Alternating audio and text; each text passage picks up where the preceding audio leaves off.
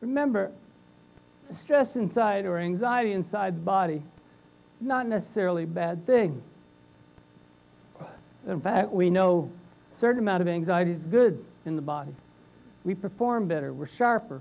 We can actually coordinate our motor system more accurately when we have a certain amount of anxiety. It's just that too much is too much. Remember the figure skaters who fell like flies. One way of thinking about anxiety, stress, is that it builds up, it's cumulative. So it's not often some big thing that makes us really mad, but it's a series of a lot of little things that build up and make us mad. Like, you left the house this morning, your teenage daughter said that hateful thing, and you know it shouldn't bother you, but it did. You didn't give yourself enough time really, but you stopped off at your local coffee shop and it was busier than normal this morning. What's going on? Maybe it's National Secretary Day, I don't know, but God, you're behind the line, it's taking forever. Finally get your coffee. When you're getting into your car and trying to multitask too much, you spill your coffee on yourself. Oh, you're so mad about that. And then you get into your car and you're driving to the Salem Convention Center. No frickin' parking around here. And that elderly couple is just right in front of you, and they're taking forever to go through that light. And here you are in APD, for goodness sakes, wanting to slam on your horn. Well, yo, hurry up, right? Normally, you're such a sweet person. You wouldn't do such a thing, but all morning, the stressors have been accumulating. A term that psychologists use sometimes is we're building up kindling. You know, building a fire. You know, kindling isn't a fire. It's this soft, dry wood. It's easy to light, and it burns really hot, but it doesn't burn for long because it doesn't have a lot of fuel in it. It just got a lot of fuel. It burns hot and fast.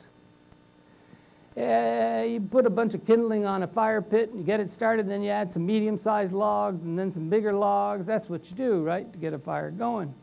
Well, imagine every time something stressful happens to you, you put a little piece of kindling on your little fire pit. You know, your daughter says something hateful, a piece of kindling goes on. You get to the coffee shop, too many people there, kindling goes on. And, you know, you drop your coffee on yourself, another couple of pieces of kindling go on, and you get to that light, those people with a please hurry up, and the next thing you know, a spark hits it, and the thing is burning hot. You ever had that? Yeah. Cross over this line, this mystical line, and you go from being somebody who's managing it to someone who can't manage it anymore. My wife, Cindy, for example, in our first year of marriage, she and I would get into fights sometimes, and I remember being so mad at her. And she'd say,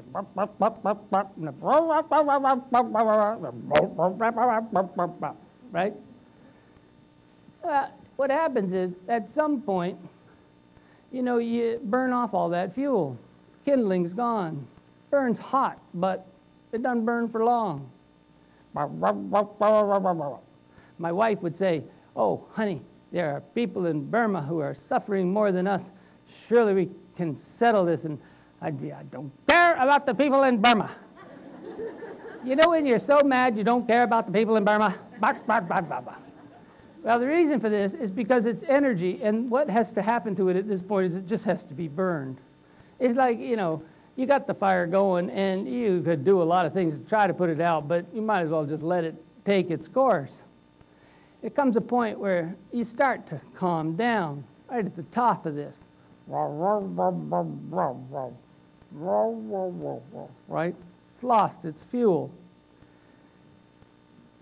The problem for a lot of people I meet in my practice is that when they begin to calm down, we reintroduce the thing that pissed them off in the first place. You know what I mean? Like they're really mad about the people they're sitting next to, and they're getting into a bit, and then finally they start to calm down, the kindling burns itself out, and we put them back with those people they were getting pissed off at. It makes no sense. And when you do this over and over again, you get a pattern that looks like this. You ever seen this? Person's fine for a while, has a big explosion. Fine for a while, big explosion. Fine for a while, big explosion. You ever seen this? In our field, we have diagnoses for this that are the dumbest diagnoses we've ever come up with yet. intermittent explosive disorder or oppositional defiant disorder.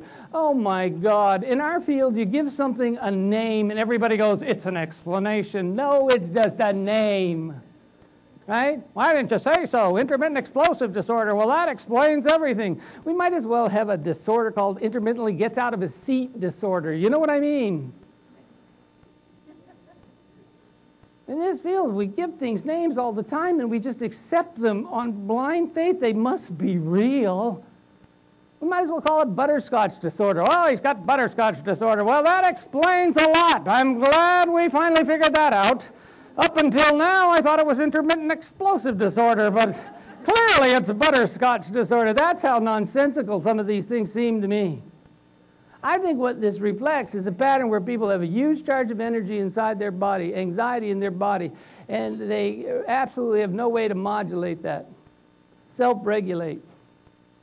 Basically, we keep sparking this kindling that grows, and then we act like the blow-up is the problem. In this view, the blow-up is not the problem. The blow-up is actually the solution to the problem, which is too much energy inside the body.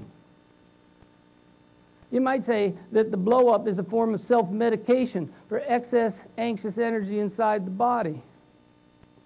It's almost like a pressure cooker that you put on a stove, you know, and the heat builds up. And you know what happens? At some point, the excess energy is released through the pressure valve. No problem. But what happens if you take the release valve off and the pressure builds up and up and up and up? Well, what you get is an explosion. So a question you might be asking yourself is, how can we help people who are having this problem? Well, some of the solutions we've already talked about. One is aerobic activity. Single most effective treatment for people who have a lot of anxiety in their body is to move aerobically. Use a wheelchair, transferring in and out of your wheelchair or swimming in a pool, really helpful. It's moving aerobically. When I first heard about this, I heard it from a psychologist in Vermont named Al Vecchione. Al is someone who's been a mentor of mine for years.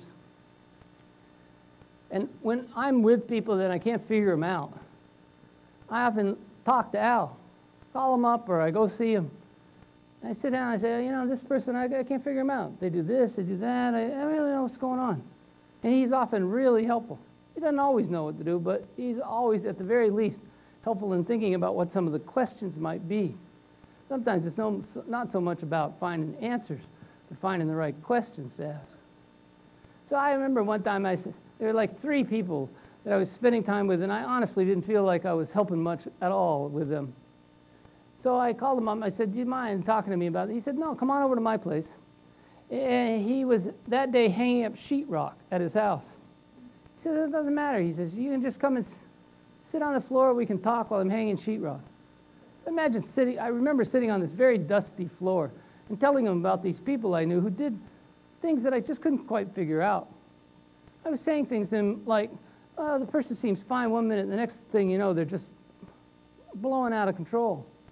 And sometimes it looks like seizure-like activity, but we've had them check for seizures, can't find any seizure activity. These people, you know, things are going really well for them, and then they do things to sabotage their own success. Having trouble sleeping, having nightmares. These people, you know, I was telling them, they get really attached to a particular caregiver, and then they're more awful to the caregiver they love the most than they are anybody else. I said, you know, they can be aggressive or self-injurious. I was just saying stuff like that, you know. And he says, it sounds like PTSD to me.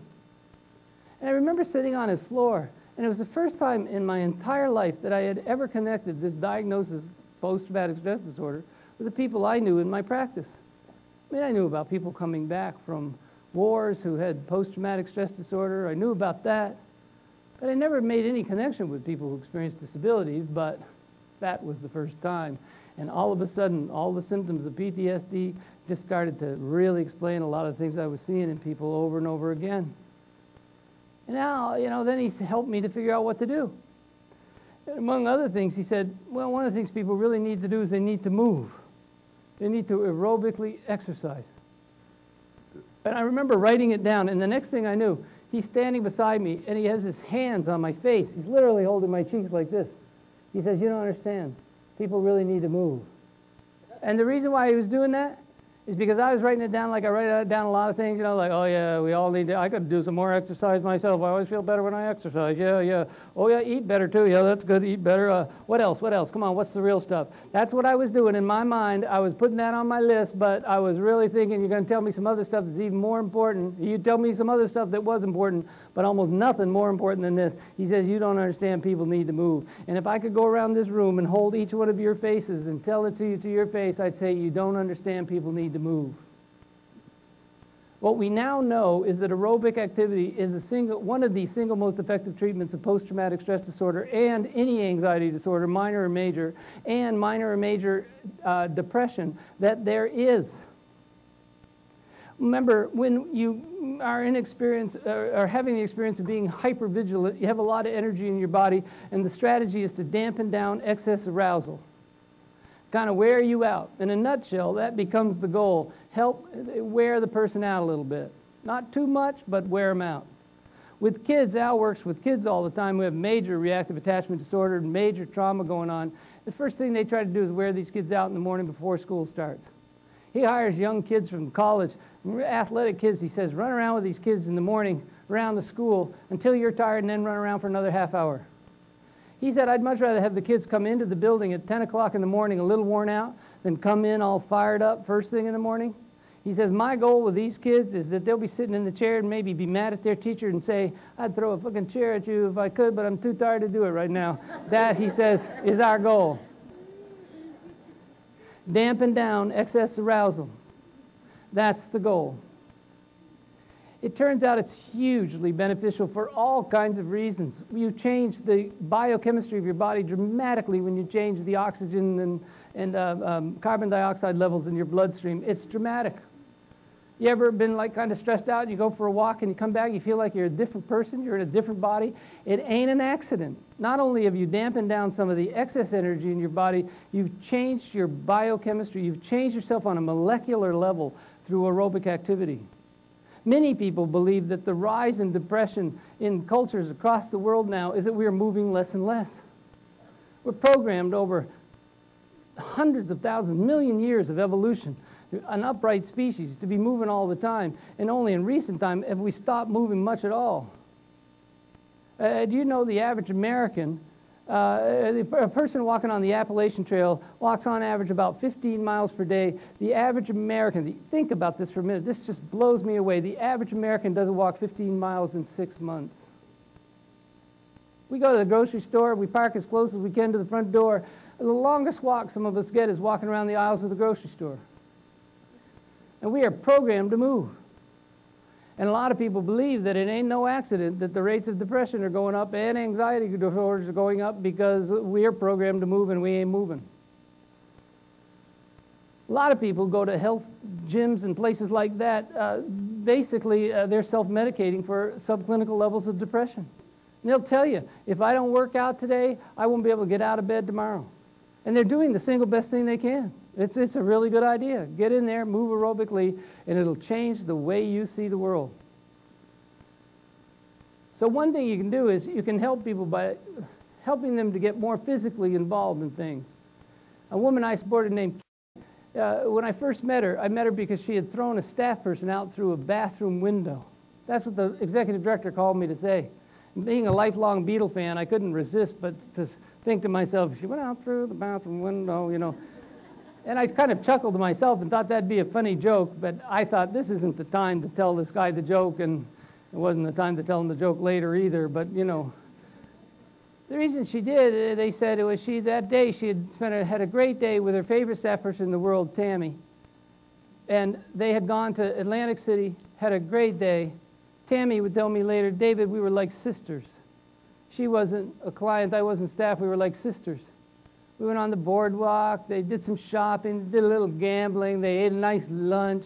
When they came back at the end of the day, they hugged each other. Kelly went into her apartment, and Tammy went home. She's a single mom. She said, I wasn't in the door 5 minutes, and I got a call that just thrown the new staff person out through the bathroom window, wrecked her apartment. I said, what the hell? She comes back to the house, and The first thing she does is hug her and say, we have a wonderful time at the Atlantic City. And Tammy's like, girl, what the hell did you just do? I couldn't figure it out. That's a really common symptom of people with PTSD. They wreck things when things go well. It turns out when I first came to meet, she came out of her room stark naked and was very flirtatious to me. And people quite rightly said, you got to go put some clothes on. Yeah, that's the right thing to do, but flags went up my head. You had a history of sexual abuse. Then I read in her psychological evaluations, like in the first paragraph or two, that when she was a teenage girl, her father and brother routinely gave her psychedelic drugs, tied her to a bed, and raped her. I said, maybe that's the reason why she threw the staff person out through the bedroom window. And they said, well, that was then, this is now. Well, folks, these things can happen to people decades ago and have an impact on their behavior each and every day. A lot of things were necessary to help, but one of them was to get her to move more often. She's a woman who doesn't like to exercise too much. It is a dirty word to her. I said, you got to get her to move. What does she love to do? She said, she loves to shop. That became the program goal, shop till you drop. Increased her petty cash so she could shop more often. People said, we can't afford to increase her petty cash. It wouldn't be fair to other people. She had people out on workman's compensation. You want expense? Try paying people who aren't even coming to work. That's expensive. Increase her frickin' petty cash and get over it for a little while. Get her to shop till she drops. So she'd go shopping with Tammy at like the Sears Mall, and Tammy would park way on the J.C. Penney side of the mall, way on the outside of the parking lot. No fool. She'd like to park over there. For God, and Tammy say, David Pitonyak says you're supposed to exercise. And she'd say, fuck David Pitonyak, park over there. And Tammy would say, oh, girl, we both need some walk. We both could use it. And so they'd walk all across the parking lot, walk all the way down through the mall, get all the way down to the Sears and buy what they were going to buy, then have to come all the way back through the mall, all the way through J.C. Penney's, all the way to the end of the parking lot. And Tammy used to say, she no sooner fastened her seatbelt, she's sound asleep. That's the goal. Wear her out. One of the single most effective things you can do for people who have post-traumatic stress disorder, other anxiety disorders as well, minor or major. Depression is true for depression too. Minor or major is move aerobically.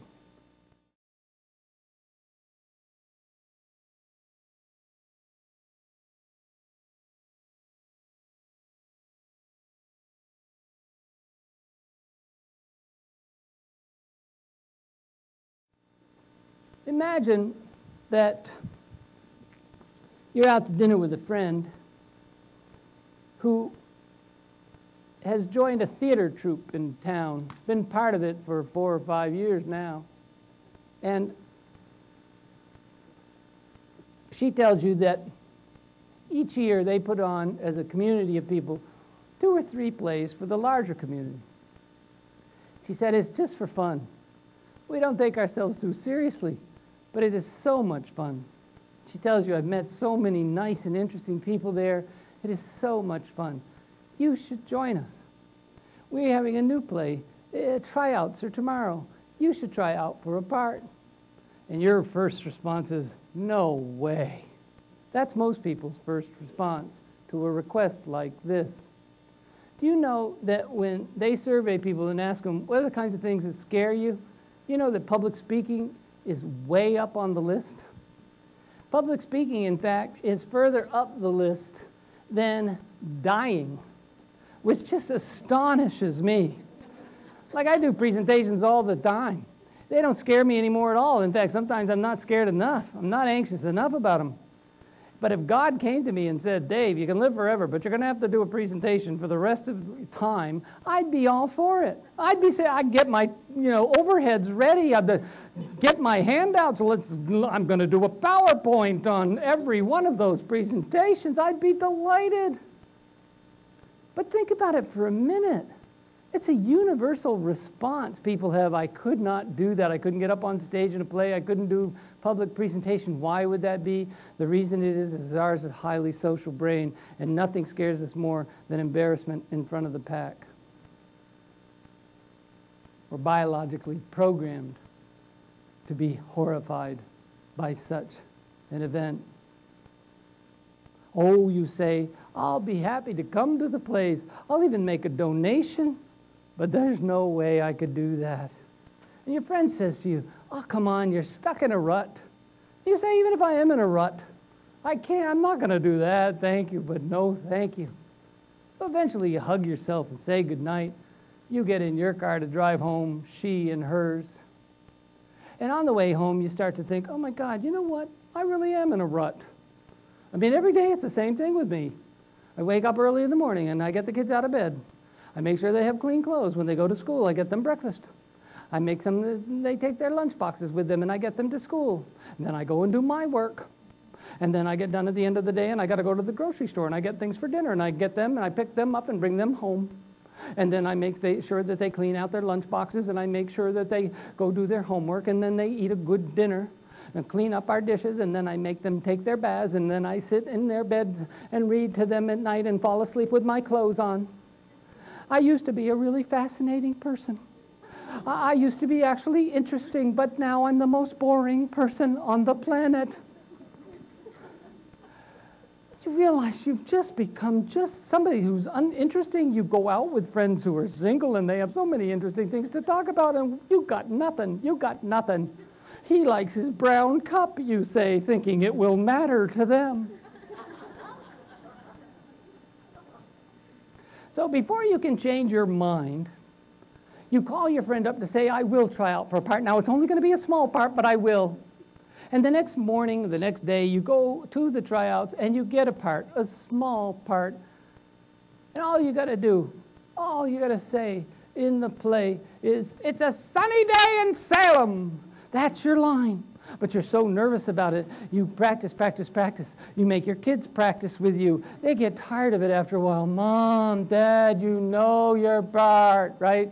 You practice on your way to work in the morning. It's a sunny day in Salem. No, that's not quite it. It's a sunny day in Salem. That's not quite it. And then, of course, there's all the practices with the theater troupe. Hours and hours of practice. And then opening night comes. And you walk out on the stage. They've even marked it off with blue tape so you know just where to stand. And you come out, and that thing you've been scared about for so long starts to happen. Maybe the lights are brighter than you thought they would be. You're sweating bullets. Your limbic system is starting to get activated in the threat condition. And that line you've been practicing so much, it begins to shrink away as the prefrontal cortex is shutting down. That's how people experience this. They can actually see it leaving, right? It's like they can almost read what that line is. It's disappearing, and the more it is disappearing, the more panicked they become, the more the limbic system activates, making it even less likely they're going to retrieve it. Now the person standing beside you on stage, it's beginning to occur to them that you've forgotten your line. So before your hearing shuts down entirely, you're lucky, they say the line, it's a sunny day in Salem, and you shout it out, sunny day in Salem, and you walk backstage. And your friend is back there, she's hugging you. You said, I forgot my line. She says, oh, I didn't even notice. And then she tells you 8 examples of times she's forgotten her line over the years, which means she not only noticed, she had time to think of 8 examples.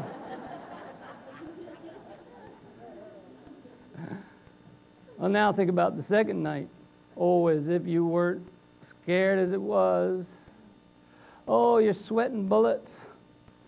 On the second night, oh my gosh, you're so anxious. You walk out on stage. You don't even wait for your friend to finish their line, and you shout something out like, it's a Salem day and sunny. And then you walk backstage and go, oh my God, did I just say Salem day and sunny? I didn't say Salem day and sunny, did I? Did I say Salem? And your friend says, no, it doesn't matter. It's okay. Oh, now think of the third night. Oh my God. My bet is you haven't slept very well. My bet is if you got those migraine headaches, you're having one of those migraine auras.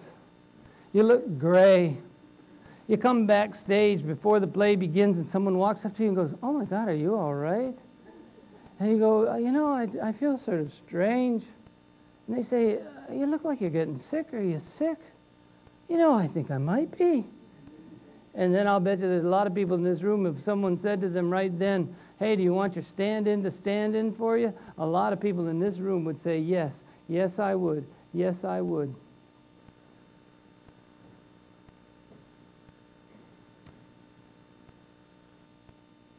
You embarrass yourself in front of the pack, it'll make you sick. Now imagine a very different scenario. You're out to dinner with your friend who tells you about the theater troupe, tells you should try out for a part, but at first you're resistant. No, I couldn't possibly. You're in a rut. Oh, even if I am. On the way home, it occurs to you, you really are in a rut.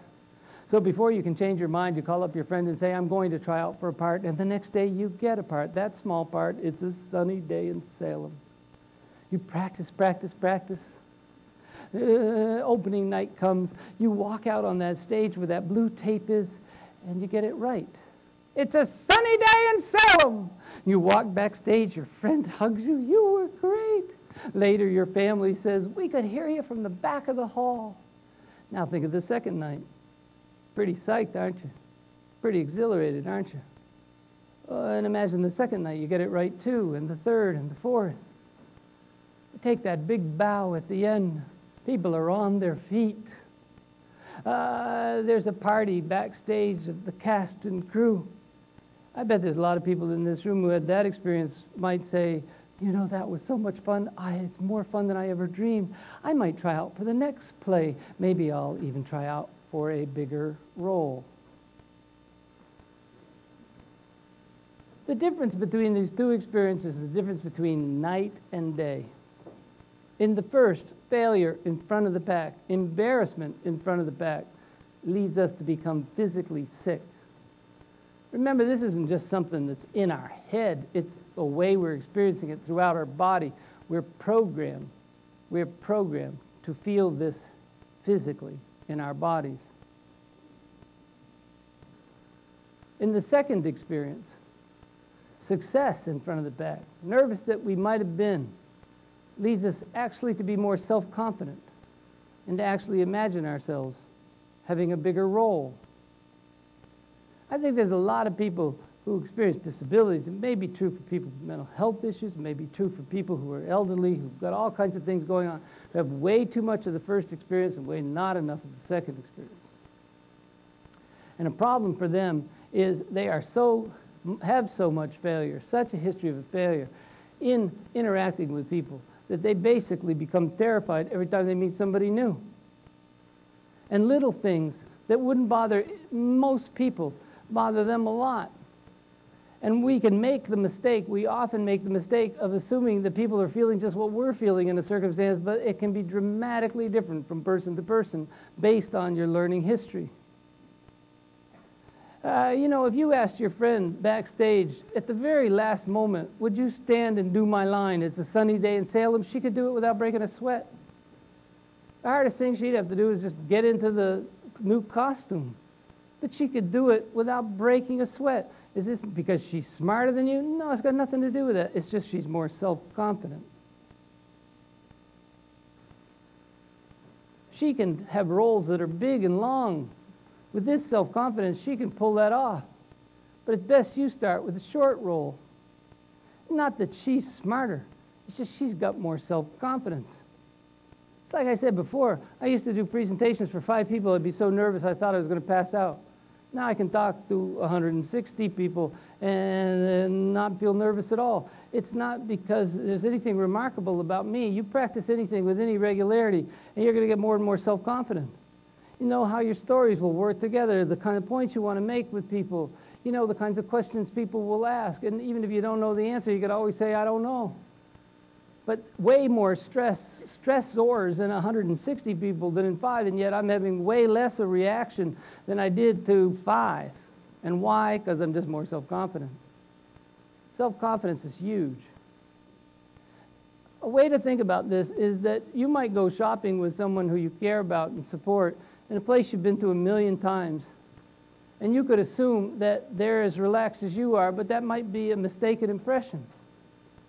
Your friend could be looking at you as you come on stage and think, what's the big deal? She's only doing this small line.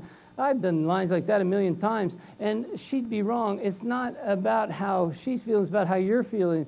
The friend who gets that, remembers maybe first time she ever went in there, maybe is the friend who can best understand what you might be going through when you come out to say, it's a sunny day in Salem.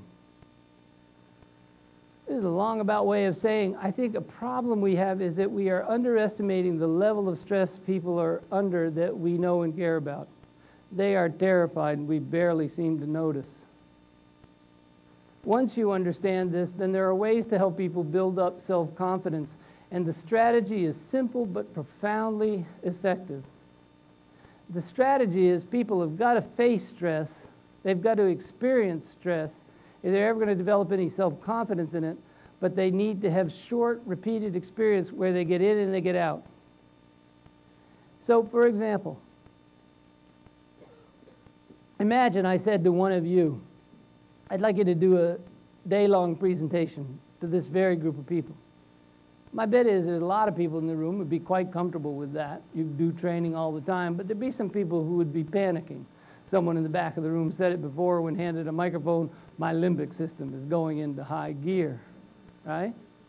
It's one of those things that people talk about being so frightened of, and it comes from a very specific reason. We have a highly social brain, and embarrassment in front of our pack is meant to be terrifying. So it's not like an abnormal response, it's a very normal response.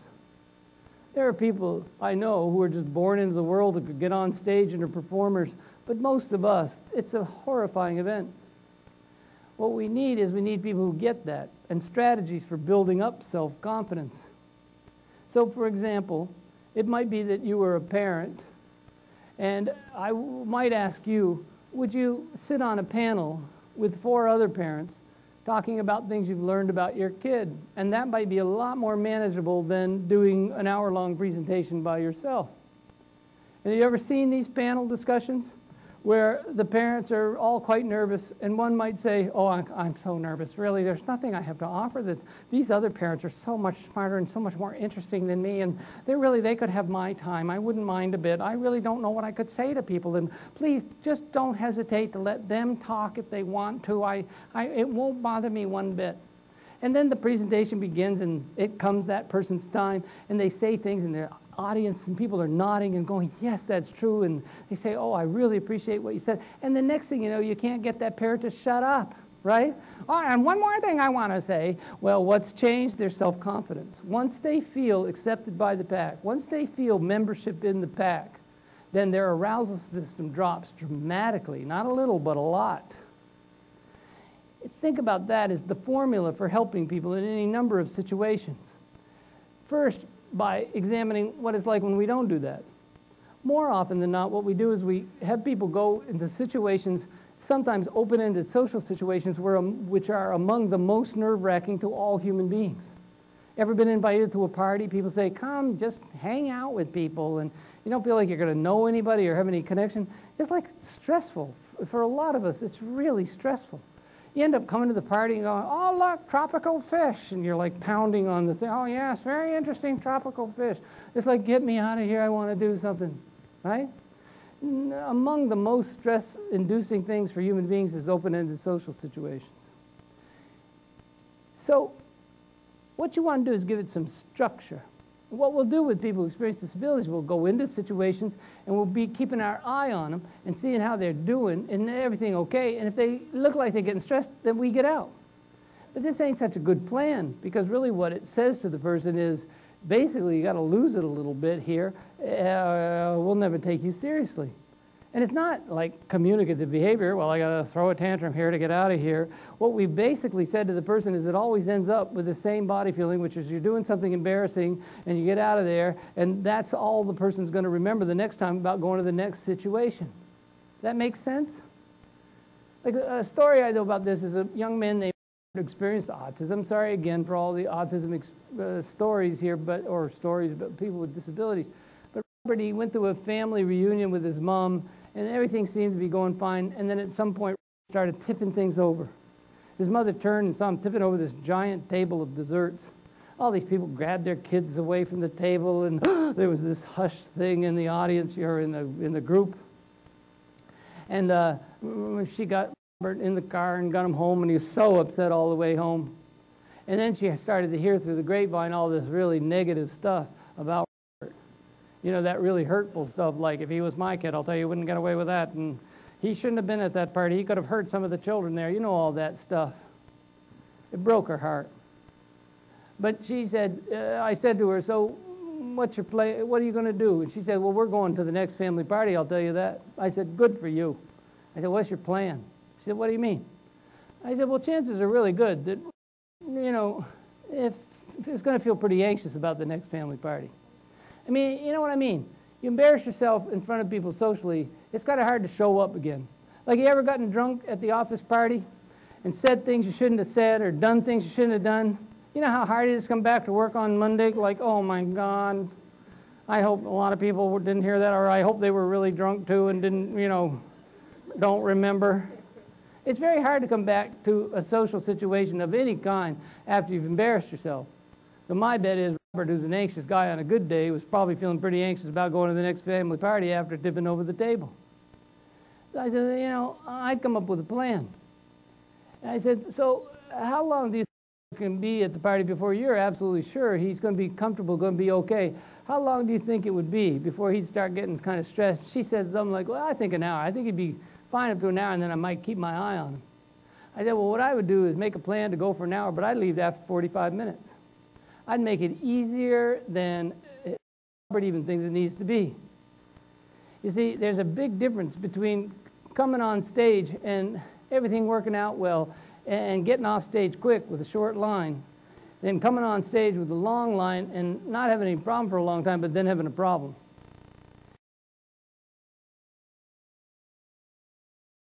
I'd like to kind of get to that I promised I would get to, and then leave some time at the end, I hope, for some final thoughts or questions from you, if that's okay. Ours is a social brain. Among the very ordinary, everyday things we need to be connected in social relationship. We've always really known it was true, but how true it was is just becoming apparent. The neurosciences are telling us that we are hardwired to belong. Like geese that fly in a V formation, fish that swim in a school, birds that fly in a flock. We are social beings. There's no way we'd be here together today had our ancestors not learned cooperative behavior. And it turns out that our brains, on any given day, are preoccupied with connecting socially. Remember, too, the limbic brain, what happens to us in the face of threat. That part of our brain that tells our heart how fast to beat, sends signals through the body that change us instantaneously in the face of threat.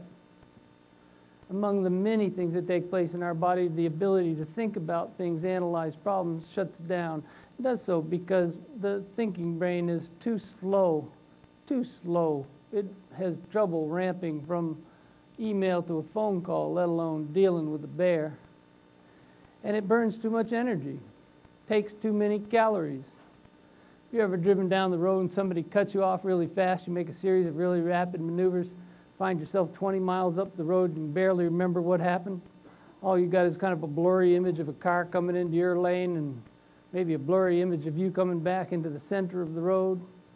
The reason that you don't have a fluid memory of what took place is because your limbic brain kicked in, made a series of rapid maneuvers for you, and shut down the part of you that registers and figures out how to store those memories. It's not that you're forgetting anything, you just never had time to record it. And thank goodness the limbic brain took over. If you let your thinking brain handle this, it'd be like your brain would be thinking, why, that car's getting awfully close to the front left fender of my car. I better turn rapidly to the right. Well, by now you're down the ditch. The limbic system takes over, that efficient brain that's been around for millions of years, keeps you out of a jam. It's remarkable. But it also, even on the edge of it, we can have trouble problem solving, thinking about things clearly. And I think a central problem for lots of people who use our services is that they are way too anxious. They're terrified, even, is the term, and we barely seem to notice. It's like that guy who yells through the megaphone, that's attention-seeking behavior. As John Lennon put it, when you're drowning, you don't say it'd be wonderful if someone would have the forethought to throw me a life preserver, you just scream. There are things we can do to help people build up confidence. Some of them you're going to have to read about yourself in a paper I call Upside Down and Inside Out, which is on my website. It's about supporting people in crisis. It'll explain lots of this physiology I've been talking about today, and then give you some ideas for doing things like building coping skills. But because our time is going to run out, I'm not going to have a time to explain it to you, but you can, if you're interested, find it there. Remember the power of aerobic activity. It's the single most effective treatment of depression or post-traumatic stress disorder that there is, or among the most effective treatments. And I think we're just beginning to understand how powerful it is. On my website, there's a bunch of references under a section called, what is it called?